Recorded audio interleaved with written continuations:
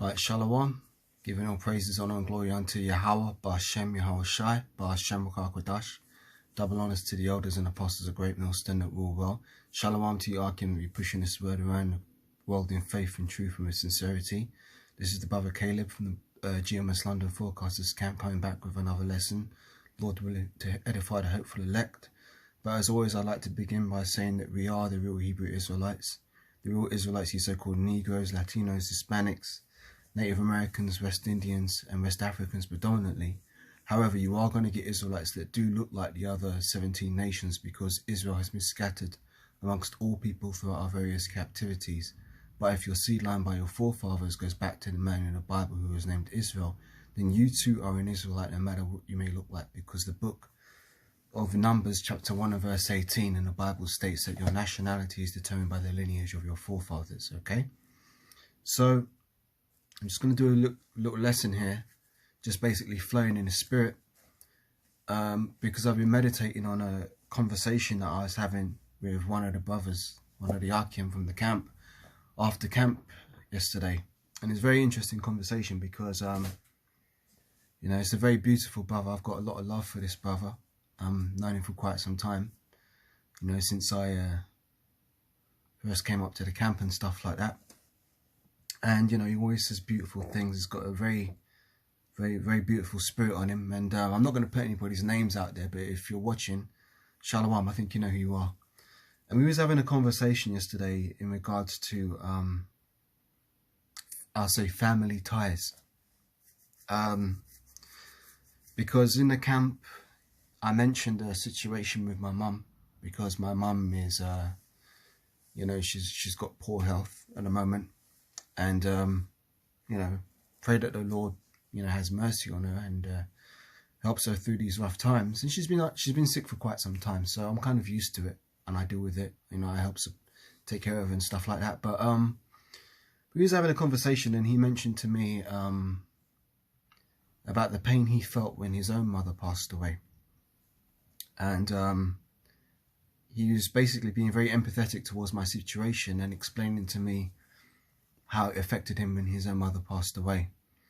And he said it had really shaken him up, and it affected him a lot. He felt a lot of pain and all this stuff. And I can understand that in as much as I can, without, you know, having had any of my parents pass away yet. But I can empathize, you know. And he was saying to me that, oh, you know, how do you feel about it? And I was saying to him, well, look, in my case,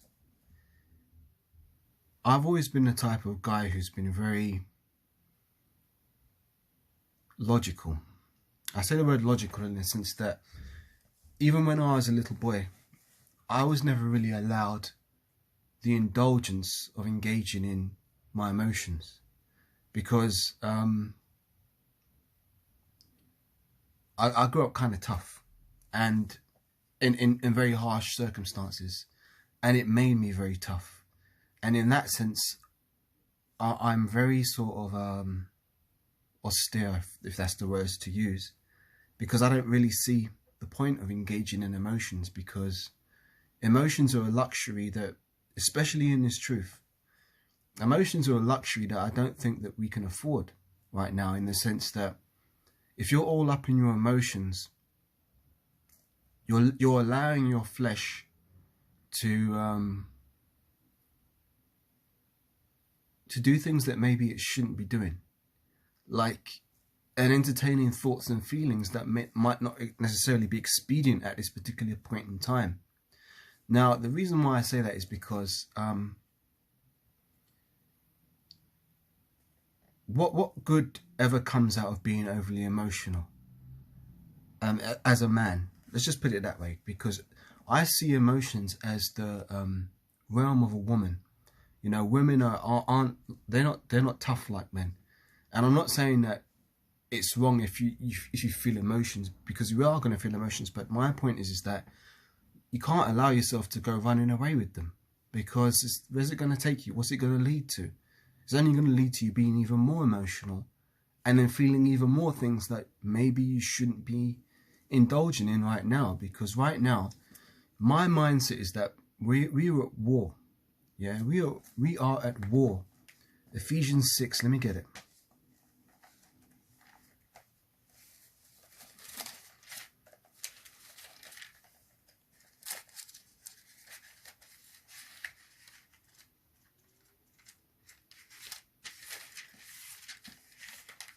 Yeah, this is Ephesians, the 6th chapter.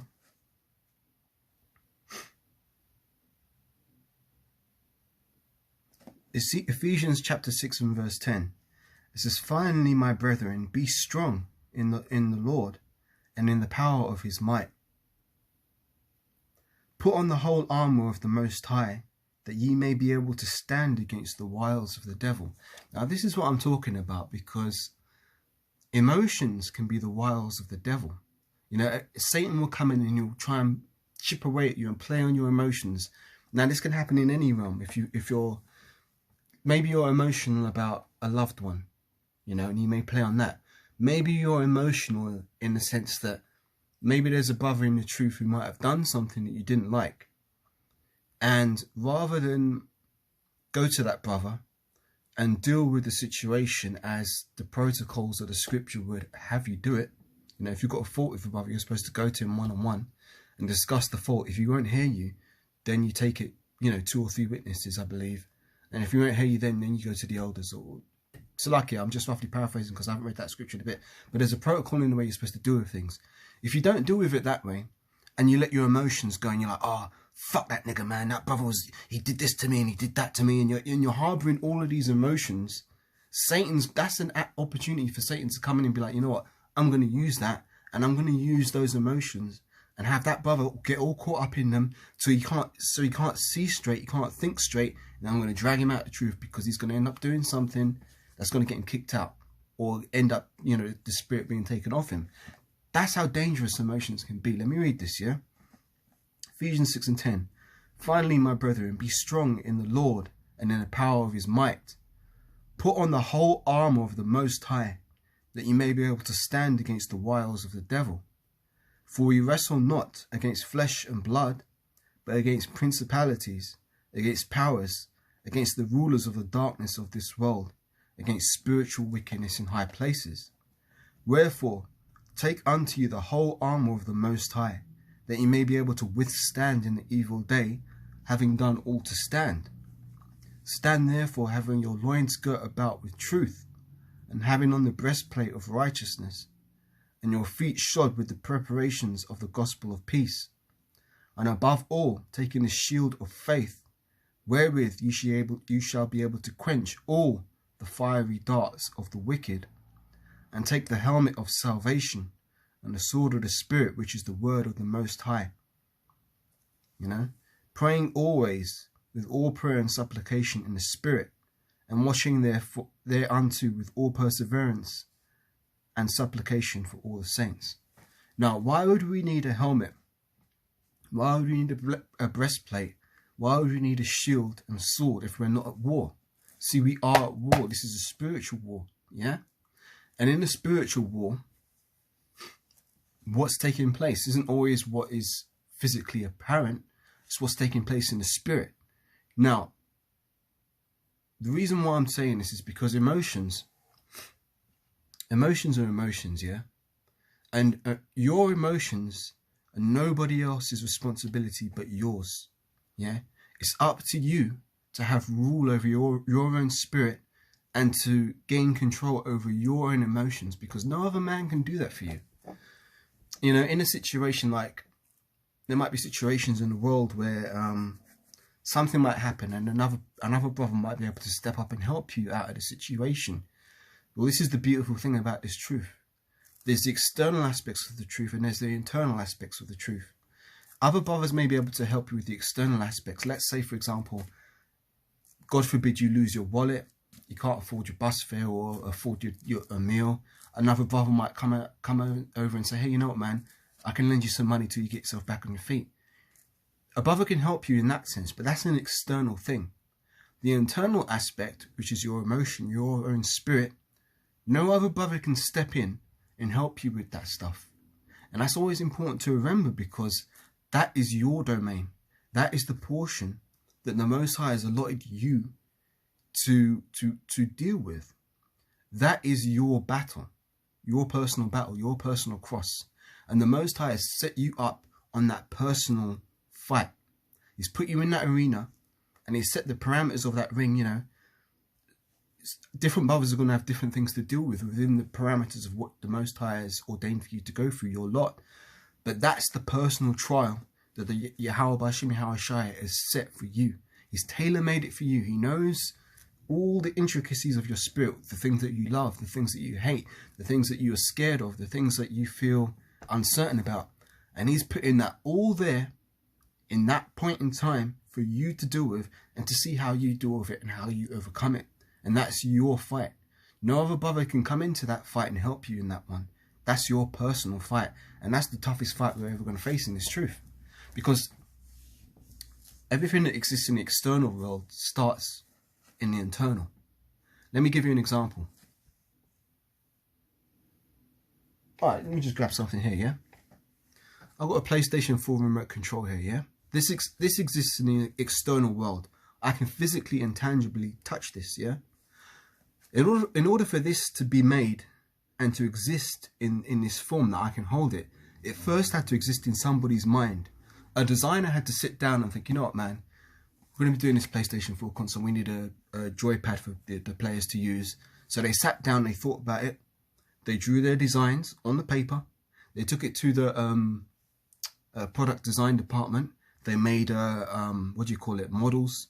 And then they, refined the model. They developed the design. Eventually, they got it to a point where they can mass produce it. They mass produce it. They put it in a shop. I go to a shop or whatever and I buy this. I bring it home. Now it's sitting in my room in my hand. In order for it to get into my hand, it first had to exist in somebody's mind. Just like the Ark of the Covenant. Before the Ark of the Covenant was made, Yahweh B'Shem Yahweh Shai had to put the Spirit on certain men. He told Moses the instructions, and he gave the understanding to certain men to be able to construct the Ark of the Covenant, for it to exist in the external world, for us to be able to visibly see it and have that Ark of the Covenant. Now that applies to everything in the world that wasn't created in nature. For example, if you go into the forest, the trees exist, but man didn't make the trees. They existed because it was the will of Yahweh B'Shem Yahweh Shai in nature. But my point is that it was Yahweh's intention, and then the tree was formed and it came about. So my point is that the things that are in the spiritual world precede the things that are in the physical. Yeah? So for example, even me sitting here, I only exist because Yahweh willed me to exist. You know, I didn't exist just because he had the intention. He gave that intention to Yahweh Shai. Here I am today. Yeah? Now my point is that your emotions precede the things that happen to you in the external world. So therefore, that battle, that internal battle within yourself is the most important battle, because that battle determines how you're going to interact with the world around you. I don't know if what I'm saying, I hope it makes sense. It makes sense to me, but I'm trying to point out that that is your fight and that is your lot. And maybe I should bring up more scriptures. I'm just flowing in the spirit here, but I suppose my point is this.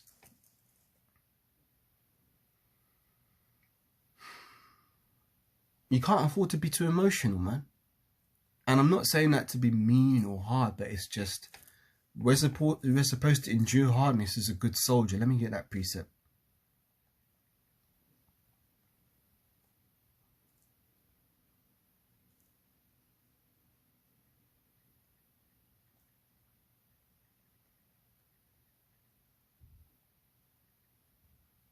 Yeah, this is 2 Timothy verse 2 and 3. Let me get it here.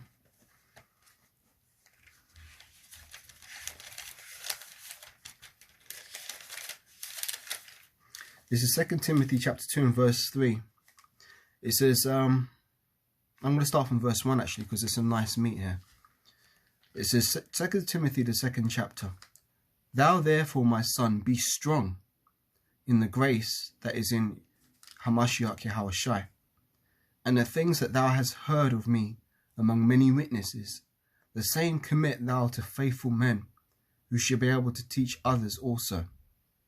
Thou therefore endure hardness as a good soldier of Yahushua HaMashiach. No man that warreth entangleth himself with the affairs of this life, that he may please him who have chosen him to be a soldier. Let me read that again. No man that warreth entangleth himself with the affairs of this life, that he may please him who have chosen him to be a soldier. Now the word soldier goes back to the word solitary. Let me say it again. The word soldier goes back to the word solitary, meaning that you're going to be solitary in this truth. Now you have to, this is what it means. If you're entangling yourself with the affairs of this life, if you're thinking about the fate of your mama or your papa or your brother or your sister or your sons or your daughters or your friends who you went to school with, or your mate on the job who's a cool guy and probably you don't think deserves to burn in nuclear fire, or your girlfriend or any this kind of shit, yeah? If you're sitting there worried about that stuff, you are allowing yourself to be entangled with the affairs of this life, which isn't a luxury we can afford in this truth. And I don't say that to sound harsh or to sound mean or whatever, but this is the reality. I'm this kind of guy, you know. I don't mean to say, oh, I'm a tough guy, as to sort of like puff out my chest and big myself up to be something that I'm not. No, I'm not saying I'm a tough guy to be proud, but I really am a tough guy. And I always have been a tough guy ever since I was a small child, because as a small child, I wasn't allowed to be weak. I wasn't allowed to be soft. You know, my parents didn't tolerate it. My brothers didn't really tolerate it and allow me to indulge in that softness. So I had to become hard from a very, very young age. And that mindset is now within me to the point where I'm all about getting this mission done, man. Because we are soldiers in a spiritual war. Now, when you watch any of these war films or these war dramas, what do you always see? You see these recruits coming in, they start out and, you know, they're going through their training. And there's always this one guy who's always like got a photograph of his sweetheart girlfriend back home. And he's like, yeah, that's my girl, Mary. When we get back, we're going to get married and all this kind of shit. Every night he's writing his love letters to her. Or you got another guy in there who might be like, oh yeah, me and my mama, we're going to do this and we're going to do that. And he's talking all this shit. When they go into battle, what usually happens? That dude who had the girlfriend back home or is worried about his mama, he's usually one who first ends up catching a bullet, getting put down. And then what happens, you see this dramatic scene of these soldiers knocking on the door, and then the door opens and it's the wife or it's the mama, and then you see the soldiers talking and she's like, no, no, and she breaks down and cries like, oh, he's dead, all this kind of shit. That's always what happens. That's the bullshit drama. And that's because these people are entangled in the affairs of this life. You rarely see in these war films the guy who's hard, yeah, and he ain't got nothing to go back to back home. Usually he's the one who ends up becoming the combat veteran, the badass in the team, because he's like, you know what, man, this is all I've got. I'm just here because I've got nothing else. That's the true soldier. He's just there to complete the mission, win, lose or draw. He don't give a damn. He's just there to get the mission done. That's the guy who usually ends up becoming, you know, the squad leader or the captain or the so-called war hero, because his mind was fully focused on accomplishing the mission. He wasn't thinking, oh, but what if my mama, and what if my girlfriend back home, and oh, she's pregnant and she's gonna have a little babe. All that stuff. These are the affairs of this life. And I hate to say it, but this isn't our life. Our lives aren't here. Our lives aren't in this kingdom right now. Our lives are hid, and our lives are going to come in the future. Let me get that precept.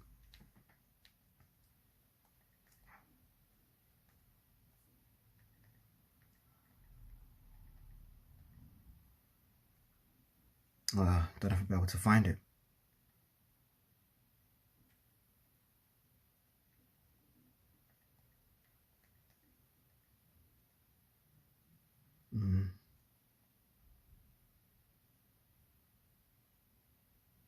Oh, yeah, Colossians 3 verse 3.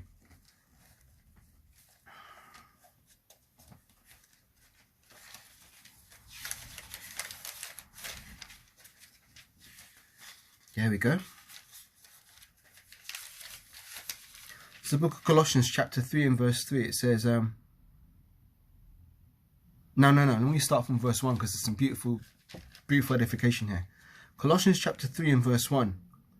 If ye then be risen with Hamashiach, seek those things which are above, where Hamashiach sitteth on the right hand of the Most High. Set your affection on things above, not on things on earth. For ye are dead, and your life is hid with Hamashiach in the Most High. When Hamashiach, who is our life, shall appear, then shall ye also appear with him in glory. Mortify therefore your members which are upon the earth, fornication, uncleanness, inordinate affection. That sums it up right there.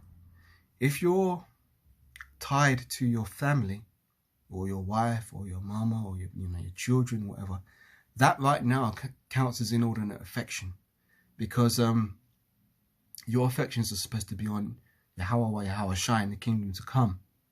And this is where the battle lines are drawn. See, and it's a very, very blurry line if you allow yourself to be an overly emotional person. That line is going to be fuzzy, and you're going to be double-minded in your mind. You're going to be thinking, that's allowing demons to come in and to start wrestling with you and start beating you up, man. Because this is the thing about spiritual warfare. If you allow these demons to beat you up, they are going to fuck your ass up, man. I'm speaking from experience. Demons, they will wreck your shop. Yeah, that's why you have to be like firm in your mind and rooted and be willing to fight these things. Because if you don't, it's like anything. If you're at school and there's a bully who keeps kicking you and beating you up and taking your lunch money, he's going to keep on doing it until one day you stand up and you fight that guy. Now, whether you win or you lose, sometimes just the fact that you're willing to stand up and fight this guy is enough to put fear in that opponent, to make him think, hey, you know what, man, this isn't such an easy mark. This isn't such an easy target. I'm going to go pick up someone else who isn't going to fight back. That's how these demons are, because these demons are invisible principalities, and they're watching, and they've been watching your whole life. They've been watching you from your past lives. Now, they make it deep with this, man. These demons have been studying your ass since you first set foot on the earth in your first incarnation. They know everything about you. They've been studying you for the longest. They know where you're weak. They know where you're strong. That's why they know exactly where to pinpoint your most vulnerable aspect of your character. Yeah? And this is why we need to examine ourselves, because you need to know where you're weak, and you need to know where you're strong, and you need to know your areas where you need to improve. If you're sitting there thinking, I'm good, I didn't eat pork, okay, cool, I didn't commit adultery, okay, that's good, I'm saying my prayers, I'm going to camp, okay, that's good, and you stop there, you're not really examining yourself. You're not thinking, where am I weak? What could I improve upon? What do I need to really think about? How can I reflect on these things? You need to be looking at yourself in the mirror, man. And it's not for someone else to come up and say to you, hey, you know what, brother? I think you need to work on X, Y, or Z. No. That's your responsibility. You need to know yourself, because it's not another man's responsibility to be doing the work that the Most High has ordained for you to do, because the Most High has given you your portion. You know what I'm saying? And again, as much as a brother may want to reach out and help you, we can't see the internal struggles that another brother's going through, just as they cannot see ours. So therefore, we need to be sitting down and examining ourselves, and looking at what we can do in order to be better, and looking at the areas where these demons might be seeping in and trying to attack us. Let me read this again. Colossians 3 verse 1. If ye then be risen with Hamashiach, seek those things which are above, where Hamashiach sitteth on the right hand of the Most High. Set your affection on things above, not on things on earth. So to go back to the beginning of this lesson, if you're worried about your girlfriend, your mama, your daddy, your auntie, your uncles, your friends, your little baby, if you're worried about that stuff, you are choosing to set your affections on the things that are on this earth, because that's a choice that you've got. That's a choice that you've chosen to make. And you might not have consciously realized that you've made that choice, but you have made that choice because you've allowed yourself to engage in those emotions. You know, you allowed yourself to feel this. You allowed yourself to do that. And you don't have to. You have a choice. You can become numb to the pain. You can become numb to the pain. Yeah, the pain may hurt, but you don't have to always scream. Like, that's another thing, man. You know, when I was young, let's say I burn myself or I stub my toe or something, I'm not the type of guy to be like, ah, and all this kind of shit, like, ah, you know, screaming in pain and shit. I'm like, okay, it hurts, but what's shouting gonna do? Unless it's a situation where, you know, maybe you get your arm stuck in something and you scream for someone to come and help you. Yeah, okay. But, you know, if this is just a minor injury, you don't need to be like, ah, and screaming and crying like a little bitch. Because what's crying going to do? In a lot of cases, crying doesn't solve very much, especially if you're a man. Although sometimes, yeah, you might get upset and you might feel, you know, something here and it causes you to well up in tears. You know, yeah, I wish I cried. So, but I'm just saying that you don't be too emotional, you know. You have to keep your emotions in check because that's your lot. Back to the thing I was reading. Colossians 3. If ye therefore be risen with Hamashiach, seek those things which are above, where Hamashiach sitteth on the right hand of the Most High. Set your affection on things above, not on things on earth. For ye are dead. Now what does it mean to be dead? Well, look at my channel title. That should say it all. GMS Dead to This World. Maybe I should have just put this camera on and said, yeah, my channel title is GMS Dead to This World. Yahweh Shalom. And that could have been the end of the lesson. But now I'm going into it. I'm expounding upon it because to be dead means that you're not here. Psychologically, you're not here, man. Like, even though, I mean, I'm sitting in my room, man. But I'm not really here, man. My body's here at this point in time. I'm doing this lesson. But my mind is thinking about the kingdom. I don't want to be here. I don't want to be here in this hell. I want to be with the Lord. I want to see the Yahweh shall come back and put this place to right, man. And let's look at it logically, yeah? Let's say you love your girlfriend or your wife or your mum or whoever, and you love them and you don't want them to perish. That's a losing game, man. That's a losing game because what do you want? Do you want them to live forever under this oppression? Is that really logical? See, this is where logic comes in. Logic can sometimes defeat the emotional aspect. Because let's think about it. What if the Most High said, okay, I'm going to let your most beloved person, be it your mum, your dad, your girlfriend, your wife, your daughter, your son, I'm going to allow them to live forever. And you can live forever with them too. But you're going to live under Esau forever. Is that really an outcome that you would want? No. So therefore, the logic states that, look, man, if we have to perish in this truth, if our loved ones have to perish in this truth so that we can obtain the kingdom, then fuck it, let's obtain the kingdom. We've died before, man. Our parents have died before. We've died before. It's nothing new. It's nothing new, man. So why get emotional about it? See, that's where logic comes in. And you got to meditate on this stuff because, okay, I might sound a bit hard because I'm sitting there doing this lesson now, but I didn't do this lesson overnight. The Most High didn't put the wisdom in me to be able to do this lesson overnight. This took my whole life for me to formulate what I'm saying right now because of experiences. And that's why we are here. If we was ready to receive the kingdom, we'd already be there. But the whole point is that the Most High is refining us to a point where we are worthy to obtain the kingdom. And that means we've gone through all of the trials and overcome all of the adversities in order to be worthy to obtain that kingdom. So therefore, you have to go through your trials. You have to go through your fire. Now, this is the thing. One way or another, you will go through the fire. Because if you don't go through the fire of your own trials, you're going to go through the fire of the nukes and the chariots.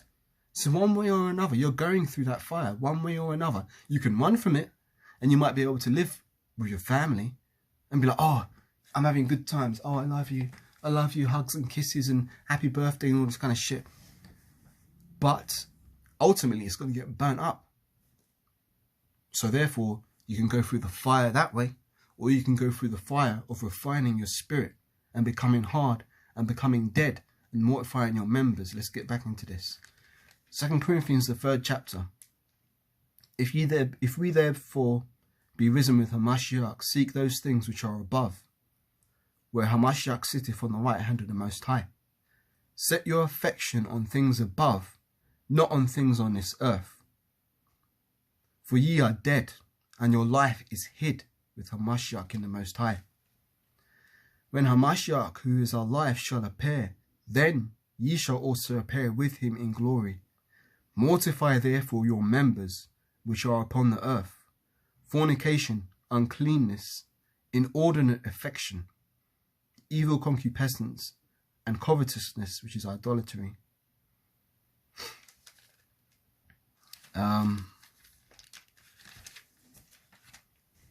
Bear with me, I'm just going to get a precept.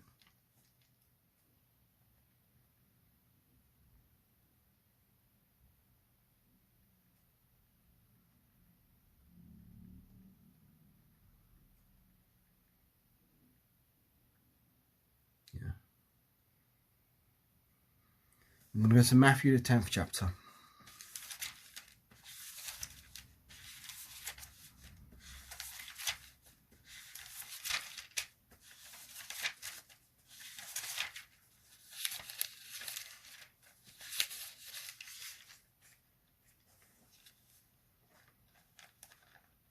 Matthew chapter 10, verse 34. This is Yahushua speaking. Think not that I am come to send peace upon earth. I came not to send peace, but a sword. For I am come to set a man at variance against his father, and the daughter against her mother, and the daughter-in-law against her mother-in-law. And a man's foes shall be those of his own household. Now, before I go any further, I want to expound upon that. Because a foe isn't always necessarily what we may think it may appear to be. Like, for example, when you think of a foe, you think of someone who's directly opposed to you, coming at you like maybe with a knife, or they're going to fist fight you or something, and you say, oh, well, that's my enemy. You can see it because you can see their countenance. They mean to inflict you physical harm. They appear threatening. Okay. But what about the foe who doesn't appear threatening? What about the foe whose face isn't mean, but is actually loving and compassionate? Did you think about that? Because that person can also be a foe, because they might be trying to